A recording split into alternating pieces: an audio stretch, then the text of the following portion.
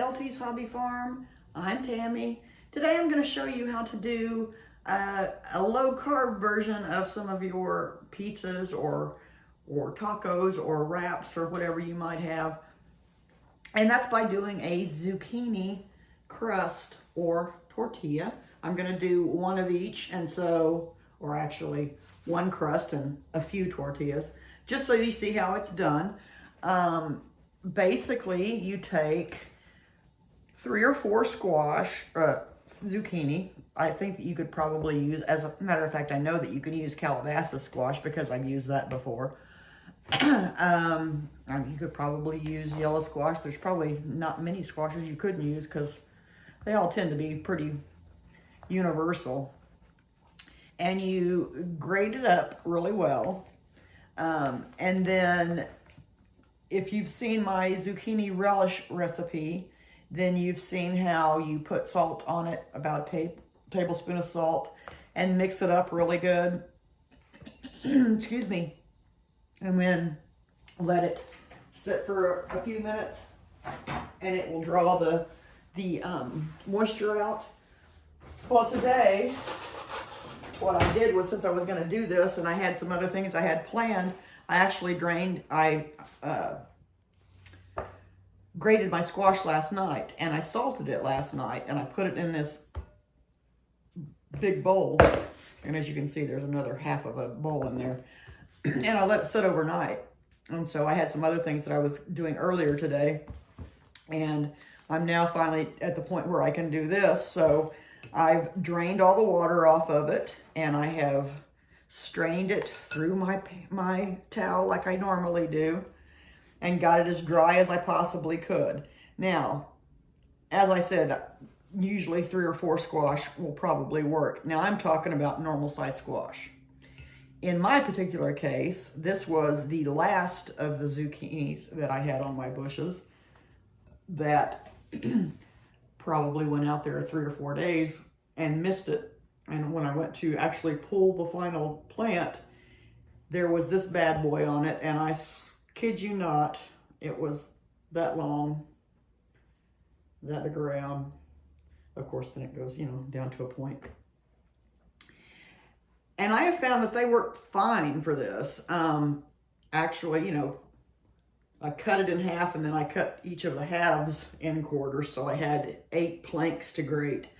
Take out all the seeds, cut off any maybe marks or something you don't like. I didn't really cut anything off mine. It was fine. And then you just put a tablespoon of salt on it, stir it up, and let it sit several hours, or in my particular case, I did it overnight. So now I'm going to do 2 different things. So I've halved that in half, and to each one of them, I will put 1 egg. And these are my farm fresh eggs from my girls outside. And you just kind of whisk that up a little bit just so that you're ready to add other things to it. And I'm going to add 1/2 of a jar of Parmesan cheese. Just regular grated Parmesan cheese. I'm sure that you could use the Parmesan Romano. I think they have, different varieties. I'm sure you could probably use any of them. This just happens to be what I had in my counter, in my pantry, I'm sorry. It doesn't have to be a name brand for this recipe. Anything, will work. Now, because this one is going to be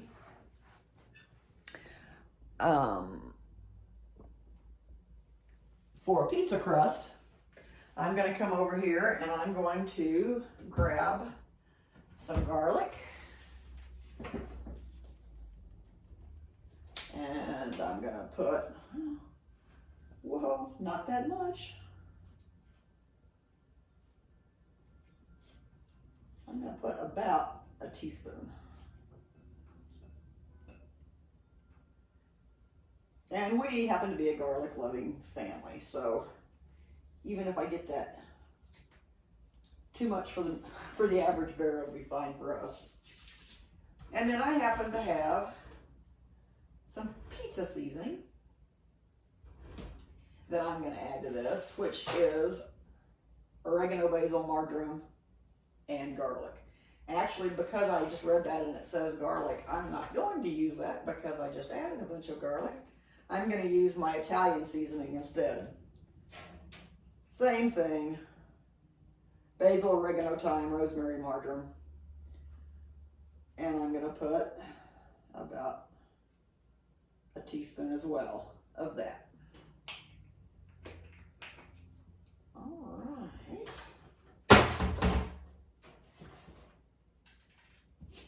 Now, I'll come back over here.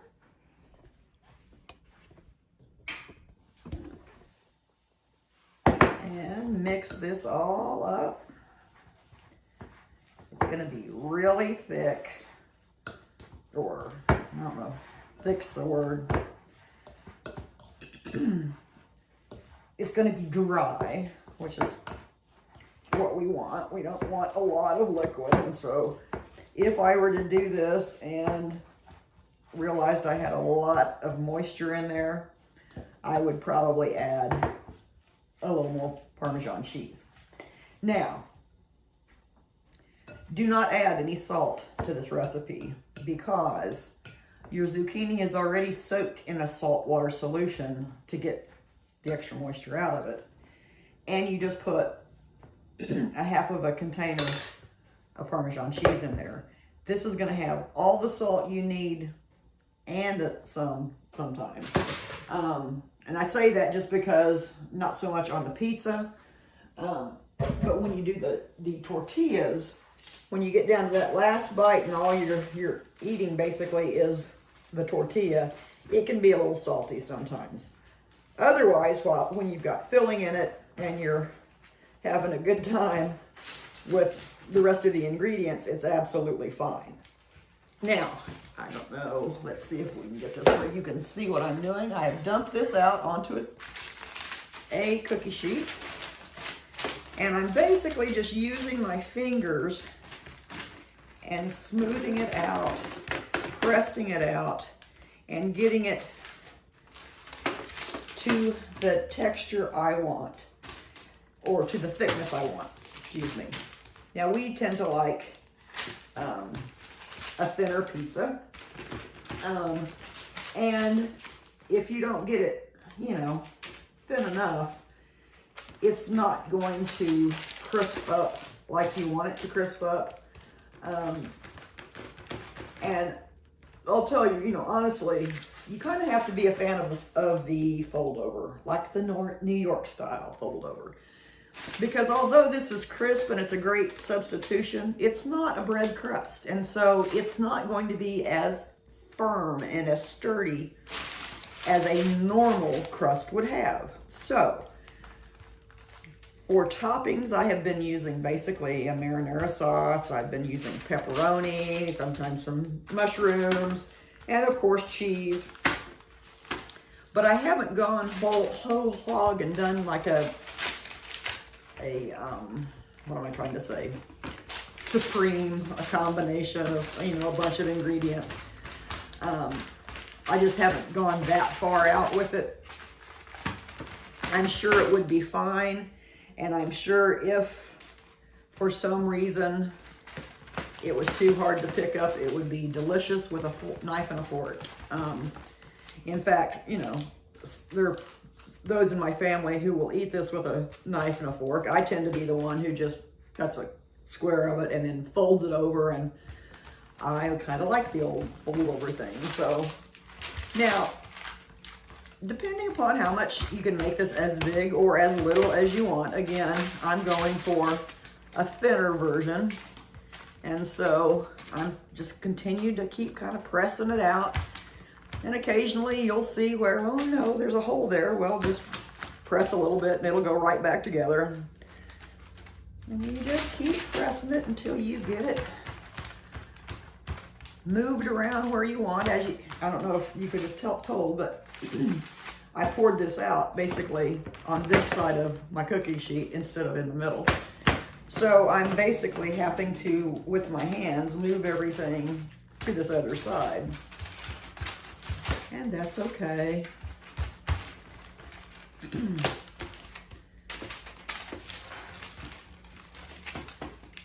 Now, I am guessing if you wanted to sprinkle a little cayenne on there, it would probably be good. If you wanted to go whole hog and put some red chili flakes on there, you go for it. I'm gonna suggest you do it in this way first, and that way you'll know exactly what you're working with and what you want to add and what you don't want to add, or what you want to experiment with.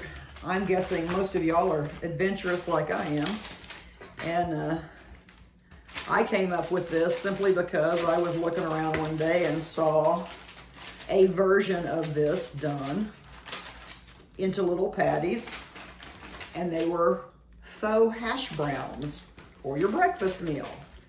So that's another idea. That one only called for the zucchini and the egg and the Parmesan. No spices whatsoever. So I did them, a couple of them, and I gave them to my husband, who said, that would be great as a pizza crust. So I'm like, okay, you know, you're probably right. That probably would be good. So I did a bigger version of it, of course, and this is what I came up with. And so I thought, well, it's gonna be a pizza, so I want some garlic in there, and I want some Italian seasoning, because whatever pizza I do is going to have those two things on it, or those two things are at least going to be compatible with it. So that's what I did. My husband now says that that is his favorite pizza.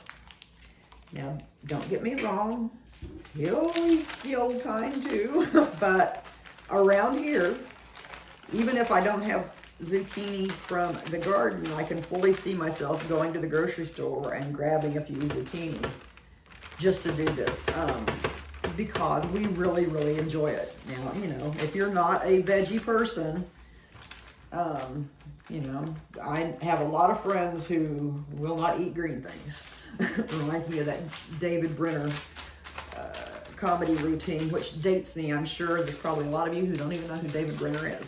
But he had a routine about how every day his mother told him he needed to eat a green thing. The joke was he ate a grasshopper at one point. But anyway, so you can see now that this is pretty even. I don't really have any holes in it, so we're going to call that good. Let me wash my hands real quick.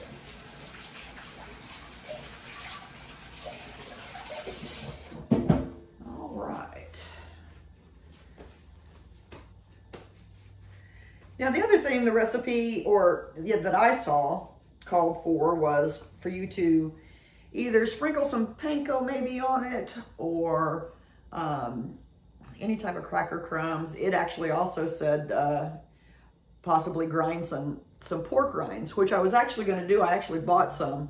I don't think I am going to do that. I'll try it on the next one. I want this one to come out just the way it did the last time, so I know it's going to be good and yummy, and I can show you all that. So, oven is 400 degrees. We've got a rack on the very bottom of the oven, and that's what I'm going to put this on, because I want that heat on the bottom of this to toast up that a little bit. So we're going to go on the bottom shelf, sorry about that, for 20 minutes. And then I will come back and show you how I figured out how to flip it, and it'll go another 20 minutes, and then it'll be done. See you in a few. Alrighty, our timer's up. Let's go ahead and check this out, see if it's where we want it to be.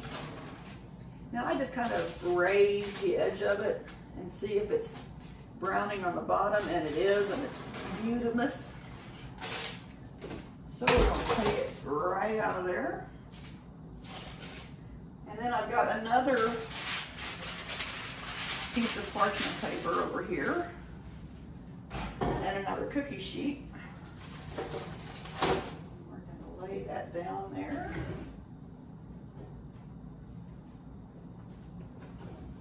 And then we're going to flip it. Now, I tried to do it with a couple of spatulas, and I just made a mess of it. I mean, it wasn't that big of a deal. It just folded over and it was a pain. It wouldn't come back out right. So I found this is the way to do it.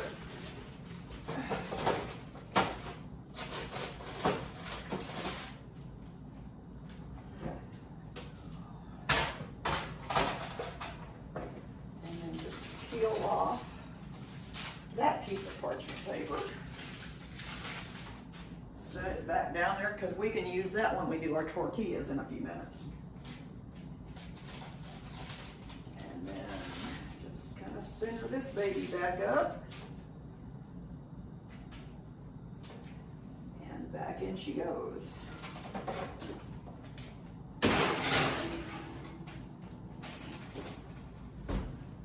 Whoops.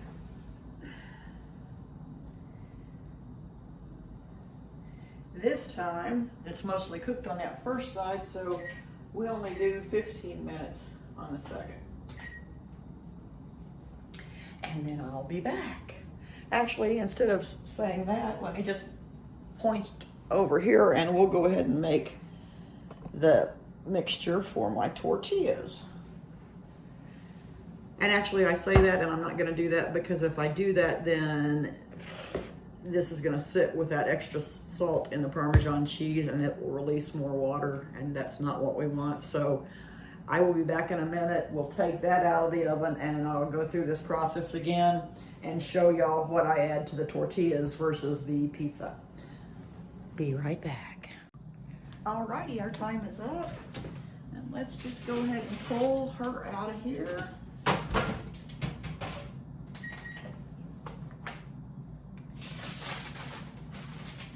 It is definitely done. Actually, this one's probably, I'll show you. This one's probably, it looks gorgeous. It's probably just a little bit too brown. And the reason I'm saying that is because you're gonna end up putting sauce on this and whatever pizza toppings you're gonna have on it. And you're gonna put it back in the oven. So it's going to even cook a little bit more while it's in the oven. So, this is the good thing about home videos. You get to see the whole thing. I would probably do it more like 10 minutes on each side. And that way, it won't be quite as done and it'll have more room to cook with the pizza. And you know, I've done these with red sauce and I think I said earlier, pepperoni and mushroom, whatever. I've also done these with an Alfredo sauce and some chicken and mushrooms and spinach, and that was really tasty too. So play with it, make it your own. I think you'll enjoy it. So now I'm going to let that one cool and we're going to show you how to make the tortillas. And it's basically the exact same thing. The only thing that's different is the spices that I put in it. So 1 egg, and again that was 3 to 4 zucchini, and half of it went for the pizza crust and half of it is going to go for these tortillas. The other half of my cheese.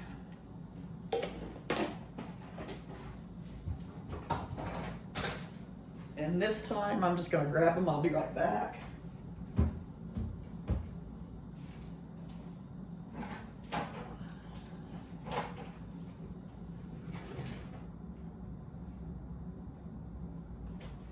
If you can hear me, I'm sure you can, I'm grabbing my onion powder and my salt and my chives.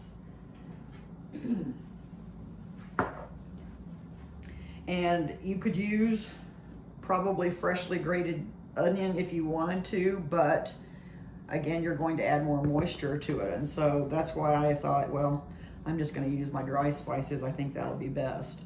I've got herbs in my backyard, and so these are fresh chives that I've dried myself.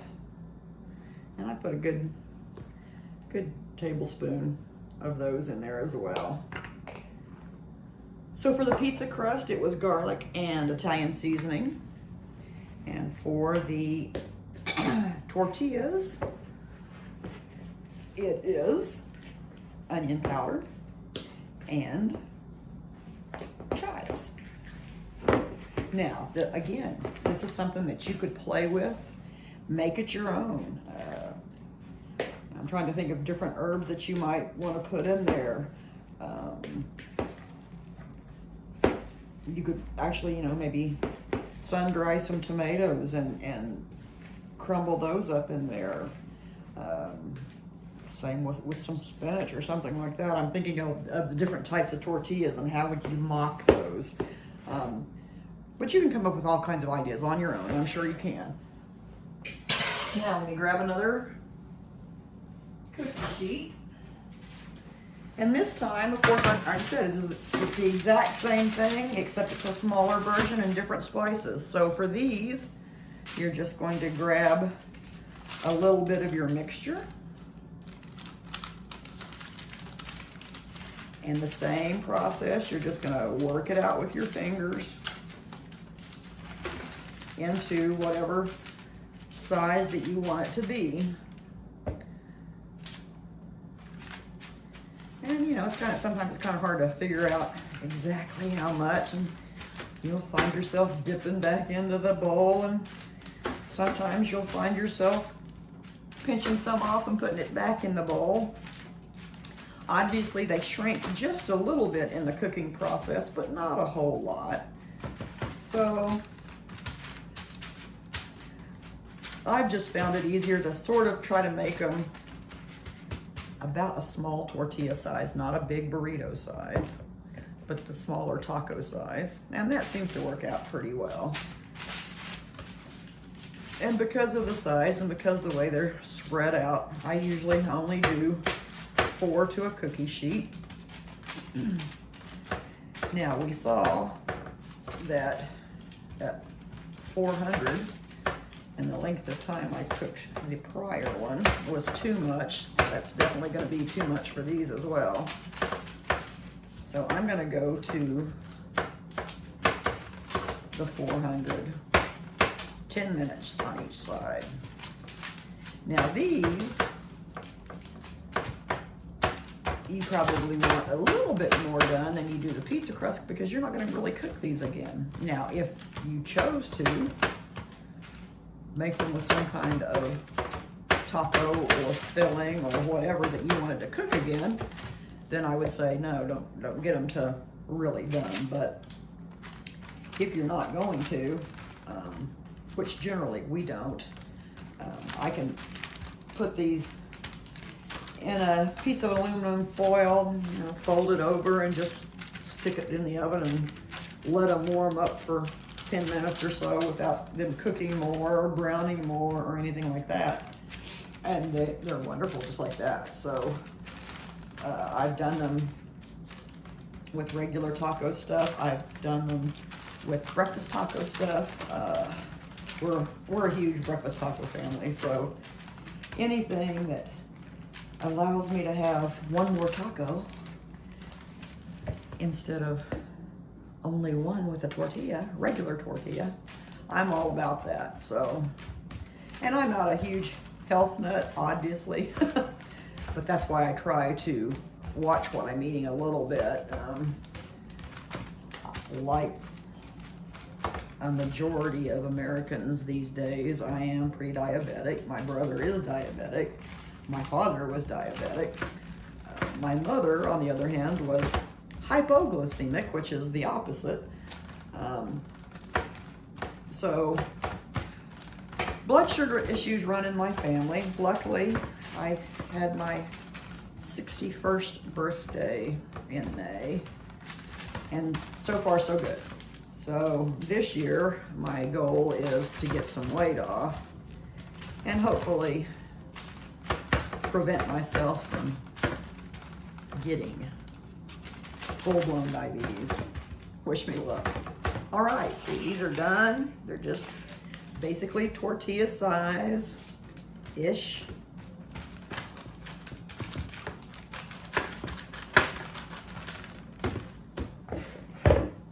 I think this one over here on this one side, I think needs just a little bit more added to it.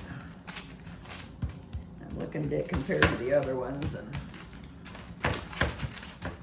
I also found that in the last batch that I made, inadvertently, instead of a really round tortilla, my tortillas ended up being more oblong, and actually they worked out really well. Like I said, this isn't as sturdy as a regular tortilla or a regular crust, but you'll see when you use them how sturdy they are. You know, I mean, they're not going to fall apart on you. Okay, let's put these in.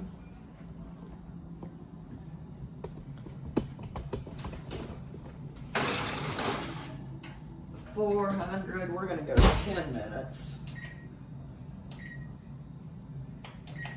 Let those go. Where's my paper towel?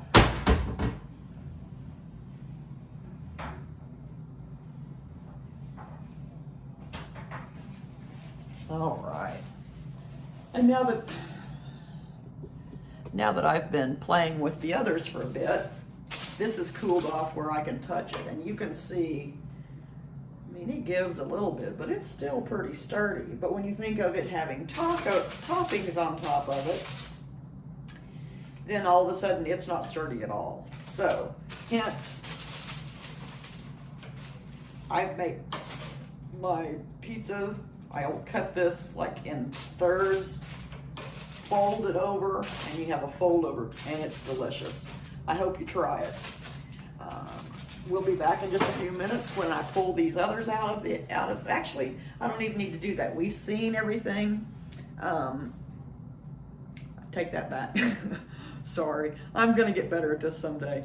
I am going to put a pause on this and come back, let you see what these are like after being in the oven only 10 minutes on each side, so you can judge that. And then we'll be done. Hope to see you in just a few.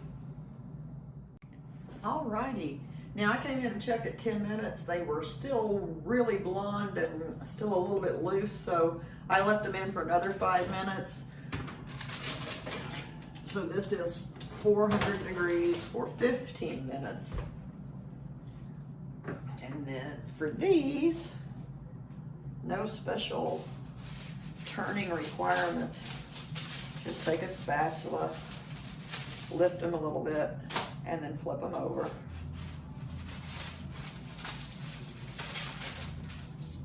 You don't have to use any type of a spray. The parchment paper releases them perfectly, so.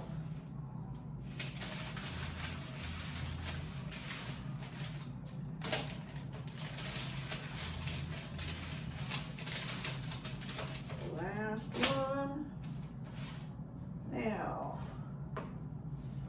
Now on this side, I am going to do only the 10 minutes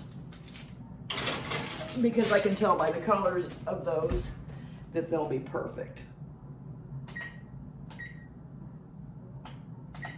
And there you have it. Basically, when those are done, you can eat them right away. We generally let them cool a little bit, fill them up with whatever you like. Like I said earlier, I've done tacos, I've done breakfast tacos, I've done ham and cheese roll-ups in them.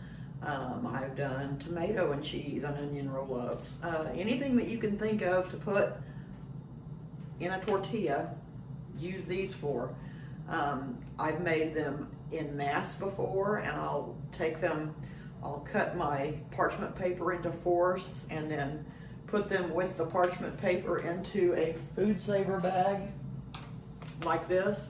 Put them in my food saver bag, suck all the air out of it, and then put them in the freezer, and they'll freeze and stay perfect. Well, I can't tell you for how long, because this is the first year I've done this, but I have some in there right now that have probably been in there a month. We just had some of them yesterday, and they were wonderful. So I'm saying at least 6 months, probably even 7 or 8 months. Just, depends on your freezer, depends on your equipment, and I think that you'll really enjoy them. I hope you enjoyed this video. I hope you enjoy our little hobby farm and all of the videos that we show you. Please like our page and please subscribe. you.